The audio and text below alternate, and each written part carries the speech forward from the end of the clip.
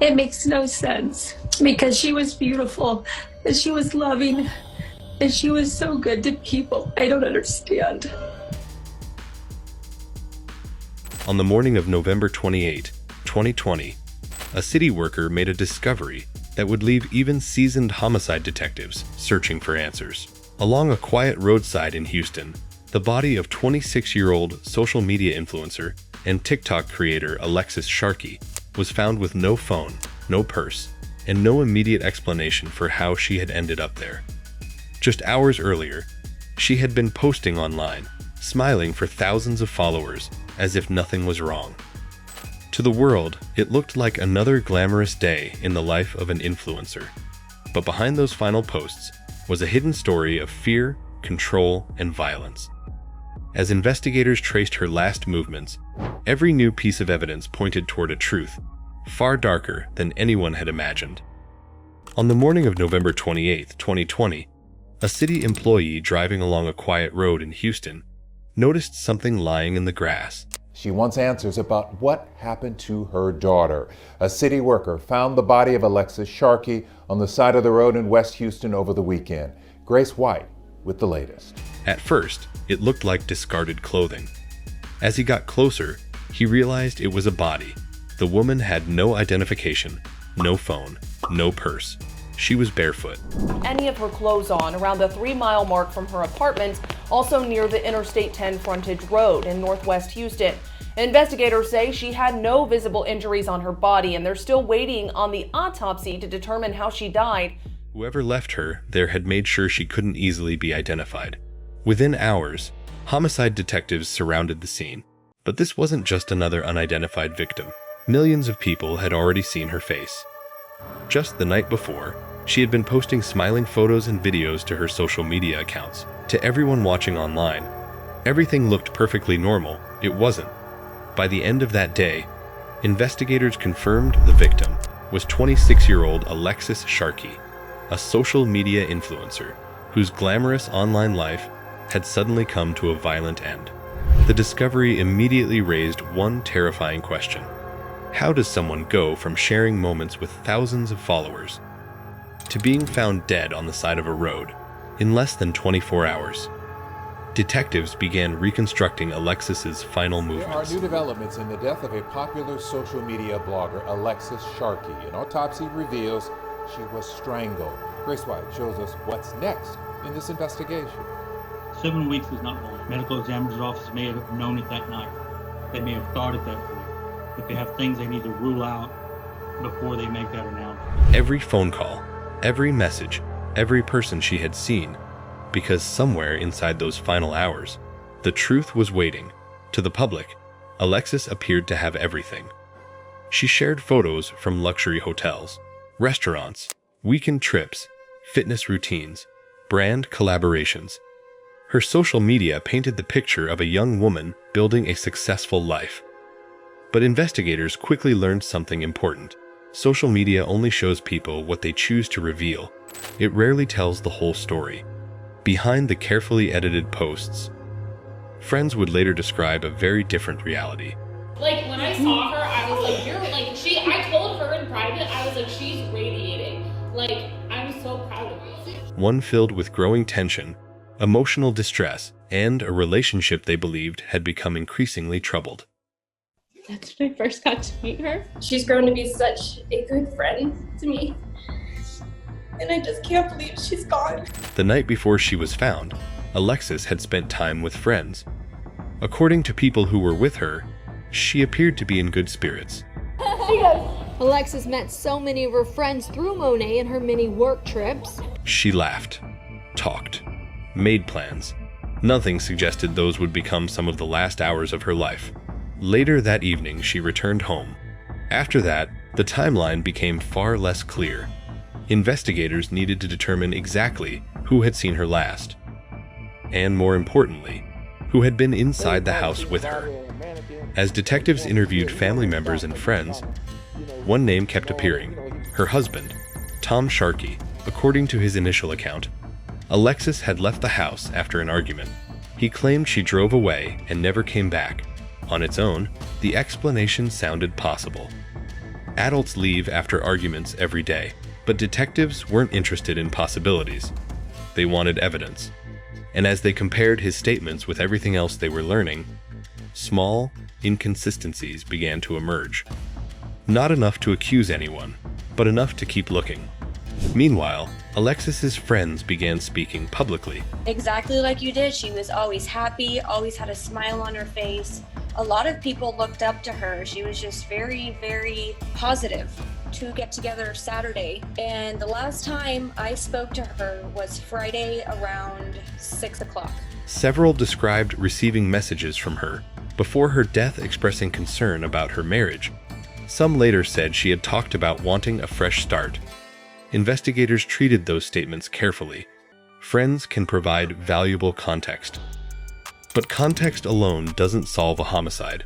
It had to be supported by physical evidence. So detectives continued building the timeline, minute by minute, hour by hour, looking for anything that didn't fit. Then came one of the most important discoveries in the investigation: digital evidence. In modern homicide cases, phones often become silent witnesses. Location data, call histories, MOS, app activity. Together, they can reveal movements more accurately than memory ever could. Investigators obtained records, reviewed communications, and examined Alexis's final known activities. They also began comparing those records with surveillance footage collected from nearby locations. Each new piece added another layer to the timeline. Slowly, the final hours of Alexis's life became clearer, and the picture detectives were seeing didn't fully match the story they had first been told. Days passed, then weeks. Public attention intensified. News outlets across the country covered the case. Online speculation exploded. Some people believed a stranger was responsible. Others focused on those closest to Alexis. Detectives ignored the noise. They had learned long ago that public theories rarely solve murders. Evidence does. Every interview, every forensic report, every digital record, everything had to point in the same direction before they could move forward, because one mistake could allow a killer to walk free. Then, nearly a year after Alexis's death, the investigation took a dramatic turn. I want to recognize the detectives that worked on this case. A lot of people put a lot of hard work into this. I only came on later, earlier this year, to assist. Detective Ricardo Rivera and Sergeant Jerry Young did most of the heavy lifting on the case, and they deserve recognition for that. I'd also like to recognize the Major Offenders Division of the Harris County DA's office, who provided an abundant amount of assistance in the case. Authorities announced they had identified the person they believed was responsible. But before detectives could bring the case to trial, another shocking discovery would change the investigation forever. The man at the center of the case would never stand before a jury. Instead, his story would come to an end hundreds of miles away, under circumstances that stunned investigators almost as much as the murder itself. For months, detectives said almost nothing. No public suspect, no dramatic press conferences, no shocking revelations. From the outside, it looked as though the investigation had stalled. But behind closed doors, homicide investigators were doing exactly what they needed to do. They were letting the evidence speak. The medical examiner had already reached one crucial conclusion. Alexis Sharkey hadn't died by accident. She had been strangled, and her death was officially ruled a homicide. That finding immediately changed the direction of the investigation. Detectives were no longer searching for a missing person or trying to explain an unexplained death. They were hunting a killer. Investigators began re-examining every interview, every phone record, and every movement during Alexis's final hours. One question kept resurfacing: who had both the opportunity and the motive? As the months passed, detectives focused increasingly on one person: her husband, Tom Sharkey. According to investigators, his statements became inconsistent over time, and they believed key parts of his account could not be supported by the evidence they had collected. At the same time, detectives uncovered additional information that painted a troubling picture of the relationship. Authorities later said they found evidence of prior domestic violence, and people close to Alexis told investigators she had spoken about wanting to leave the marriage. Friends also described her as fearful in the weeks leading up to her death. Individually, those details didn't prove murder. Together, they gave investigators a direction. For nearly a year, detectives quietly continued building their case. They interviewed witnesses, collected forensic evidence, reviewed digital records, followed every lead. And just 49 minutes after he made that post, he followed it up with another Facebook post. Unlike the speculation spreading across social media, investigators weren't trying to solve the case overnight. This friend noticed that Alexis was getting along with one of their regular customers named Tom Sharkey. They were trying to make sure that when they finally acted, they only had to act once. They're trying to figure out how a body ended up in this brush. Now, it was Saturday morning when a garbage truck driver, he noticed feet coming up from the bushes. Then on September 29, 2021, police are calling this a tragic series of events for both families involved. We're learning today that Alexis Sharkey's husband, Tom Sharkey, was wanted for her murder. However, as authorities attempted to make that arrest last night in Florida, he took his own life. Houston police obtained an arrest warrant, charging Tom Sharkey with Alexis's murder, after concluding he was the only person with the means, motive, and opportunity, according to investigators.